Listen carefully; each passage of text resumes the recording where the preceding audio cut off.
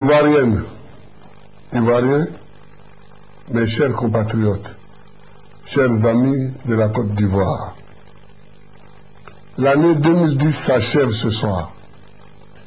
Je souhaite à notre pays, la Côte d'Ivoire, de passer de bonnes fêtes de fin d'année, dans la paix.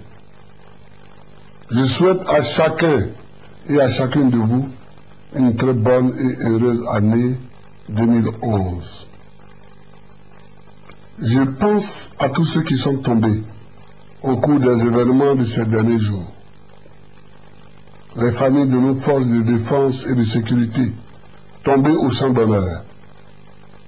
Tous ceux qui ont perdu un être cher dans les violences post-électorales. Les blessés et tous ceux qui ont perdu des biens. Que Dieu donne à chacun le réconfort et le courage d'aller de l'avant. Pour sa part, l'État mettra en œuvre tout pour que les crimes ne restent pas impunis. J'ai décidé la création d'une commission chargée de faire le bilan des violences post-électorales. Elle établira un rapport aussi détaillé que possible sur les violations des droits de l'homme sur l'ensemble du territoire national, avant, pendant et après le scrutin. Cette commission sera composée de femmes et d'hommes de grandes compétences et de bonne volonté, ivoiriens et non ivoiriens, soucieux avant tout d'établir la vérité des faits. Nous devons comprendre comment, annoncée comme l'année des élections, l'année de la fin de la crise, 2010 se termine dans la perplexité. Pendant que les Ivoiriens subissent la violence d'une rébellion armée à l'intérieur, ils font l'objet d'une hostilité internationale à l'extérieur depuis la proclamation des résultats de l'élection présidentielle du 28 novembre 2010. Cela est injuste. Nous nous interrogeons sur les raisons de l'attitude de la communauté internationale à notre égard. Une attitude que l'on n'a observée nulle part ailleurs auparavant dans une crise politique interne à un État. Je rappelle que nous avons voulu cette élection. Sincèrement.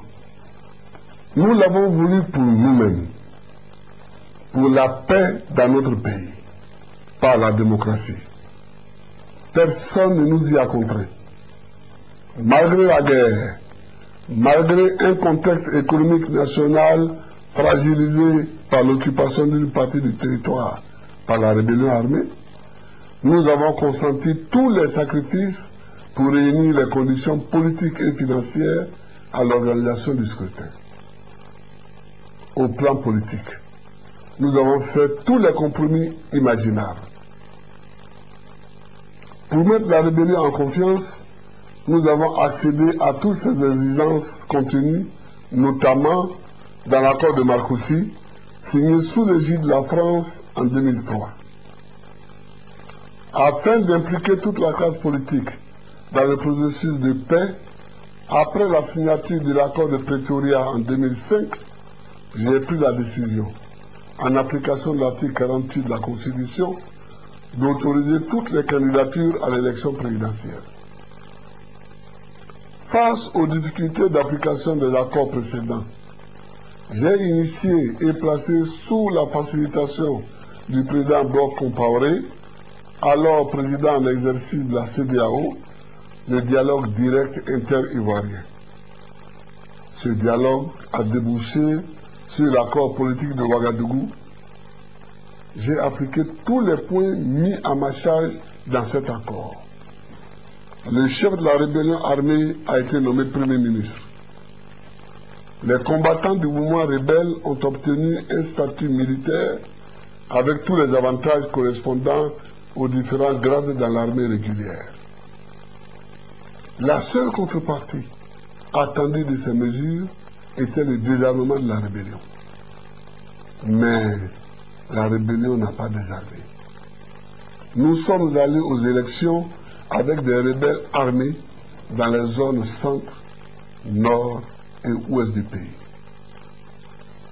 Au plan financier, l'élection présidentielle en Côte d'Ivoire restera certainement parmi les plus chères au monde.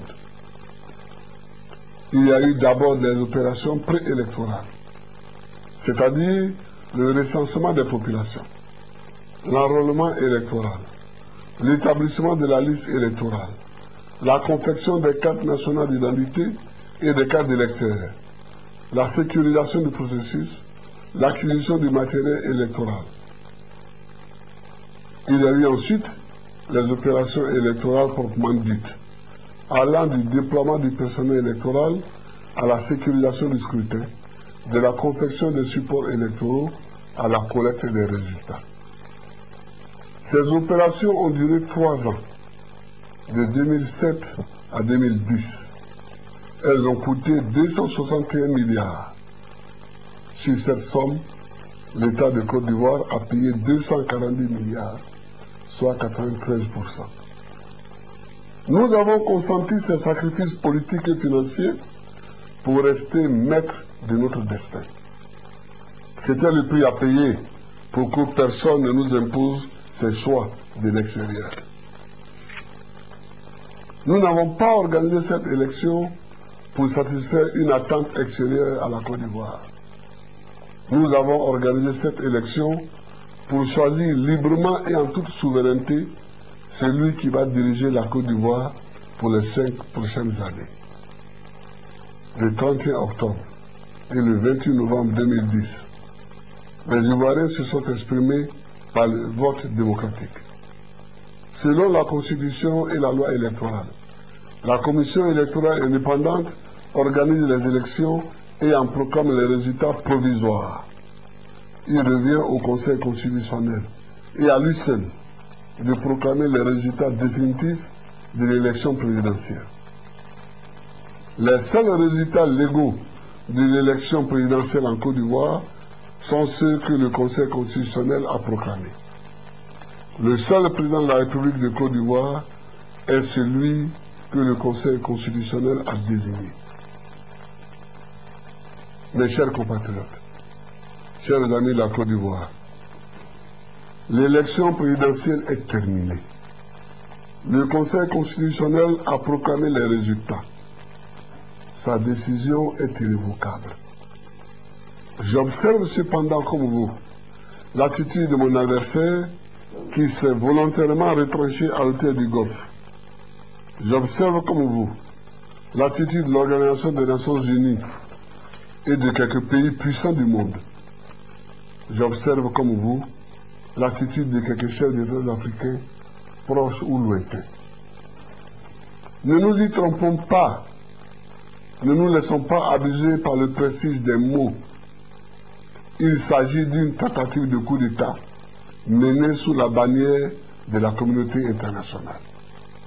Cette action est destinée à installer, par la force sur le faux, à la tête de ce pays, un homme que les Ivoiriens n'ont pas choisi dans les urnes.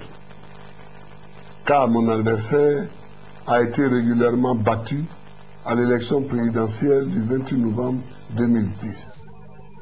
Je refuse la politique de la terre brûlée. Nul n'a le droit d'appeler les armées étrangères à envahir son pays.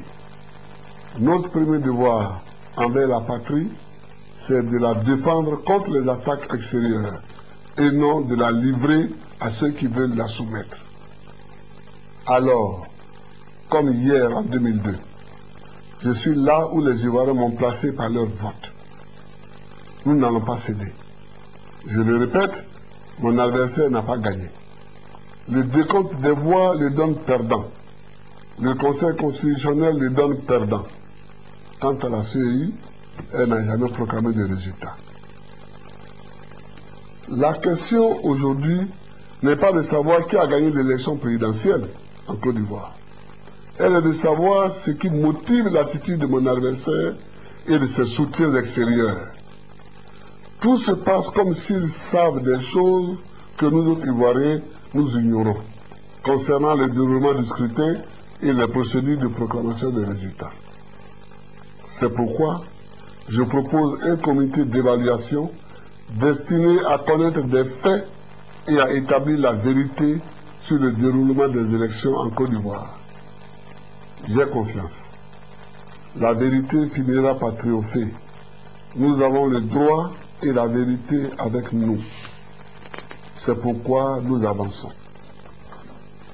Passés les premiers moments marqués par la passion, les esprits se calment. En Afrique comme ailleurs, l'appel au dialogue est entendu. À la suite de la CEDEAO, qui vient de dépêcher 3 chefs d'État, l'Union africaine a désigné le Premier ministre kenyan pour diriger une mission de suivi de la crise post-électorale en Côte d'Ivoire. Ce soir, à la veille du Nouvel An, je voudrais à nouveau lancer un appel solennel à toutes les personnalités qui se trouvent encore à l'hôtel du Golfe. Je leur demande de rentrer chez elles. Le temps de la guerre est passé. C'est maintenant le temps du dialogue. Donnons-nous la main, informons autour de notre chère patrie, la Côte d'Ivoire, une chaîne de solidarité et d'amour. C'est mon vœu le plus cher au sein de la nouvelle année. Bonne et heureuse année 2011 à tous les Ivoiriens et à toutes les Ivoiriennes. Que la nouvelle année qui commence soit une année de paix et de prospérité pour chacun et pour chacune. Que Dieu bénisse la Côte d'Ivoire. Je vous remercie.